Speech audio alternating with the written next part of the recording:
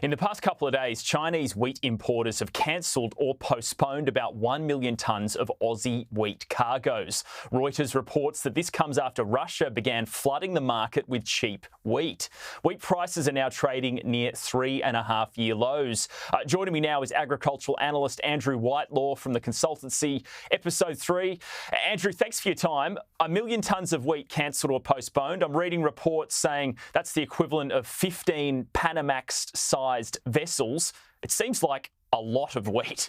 It's a lot of wheat. It's about 5% of our annual exports of wheat from Australia. And bearing in mind, we are one of the biggest exporters of wheat in the world. That's a huge quantity.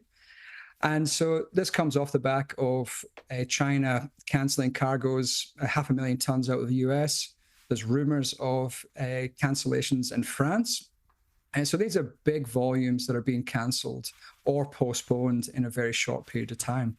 And it sort of leaves a lot of questions that people are asking about why are these cargoes being cancelled or postponed? Yeah, just give us a sense. Who are our biggest purchasers of wheat, and is China at the top of that list? Yeah, so China has completely changed in terms of its imports of grains over the last 3 or 4 years. Basically, since COVID, so 2020, China has ramped up its imports of grains sort of 3 or 4 times the volume that used to. So going from about 10 million tonnes or less to about 55 million tonnes of all grains. And so that's a huge increase in just 4 years. Previously, Australia's biggest customer for wheat would be Indonesia, but the last 2 seasons, China has usurped them and become the largest buyer of Australian wheat for the last 2 seasons in a row, around about 6 million tonnes a year for the last 2 years. So 1 million tonnes is about 16% of the expected volume that China would have had over the past 2 years. So very concerning that that such large orders will be cancelled. Well, and yeah, look, you mentioned earlier, it seems like this has also happened to the US and potentially to French wheat exporters as well. What do these cancellations really tell us about the overall grain market? Is it struggling right now? Look, cancellations of cargoes is not necessarily an unusual occurrence over the course of years. In China, especially cancelling things like corn cargoes or soybean cargoes from the US, it's not that uncommon. But what it is definitely a sign of is a bearish environment. It's a sign of reducing demand potentially. There's a lot of speculation about why these cargoes are getting cancelled. The lead one being that the grain market has pretty much collapsed in the last 6 months. So these cargoes have been bought at higher prices. So therefore, China can potentially take a washout, cancel the contract, then go back into the market at a later date because there are floods of wheat coming out of the Black Sea from Russia and Ukraine that are significantly cheaper than they were 6 months ago.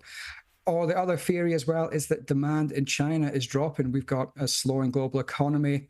We've got pig producers in China that are making negative margins on every pig that they produce. So there's a couple of different theories, but it doesn't matter which theory it is. The reality is it is bearish and is negative sentiment for wheat prices in a market that is globally oversupplied yet again. Yeah, I've seen reports saying Russia, Ukraine and Kazakhstan have really stepped up their wheat exports. Is there any difference in quality of wheat from that part of the world compared to Australian growers, or is it pretty much the same? Well, I'd like all of Australian growers to know that they've got the best wheat in the world. But the reality is that wheat is wheat as long as it meets the quality certifications and the quality parameters, so protein levels, moisture levels, admixture levels. It tends to be a fungible product or fungible commodity where it can be quite easily replaced with other origins. And so wheat from Ukraine and Russia has been competing with us for the past 20 years.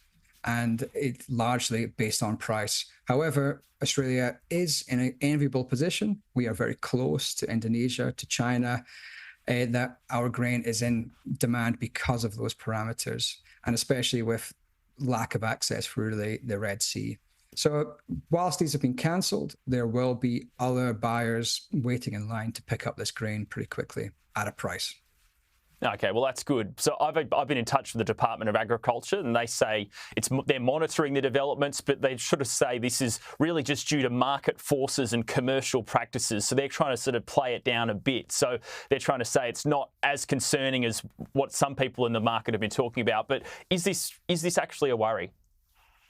Look, I think it's not necessarily a worry just because it's a cancellation, but what it is really a worry about is the fact that it is a sign that the market perception is for lower pricing. So if I'm a farmer sitting there and I'm about to plant a crop for this coming November, December, a lot of the sentiment, if we look at a huge number of factors out there, speculator sentiment, large buyers like China sentiment, we've got a large global crop forecast for this year. It's all sentiment that is pointing towards a downward pricing spiral at a time when the cost of production is especially high. We've got high fertilizer prices, fuel, staffing's expensive.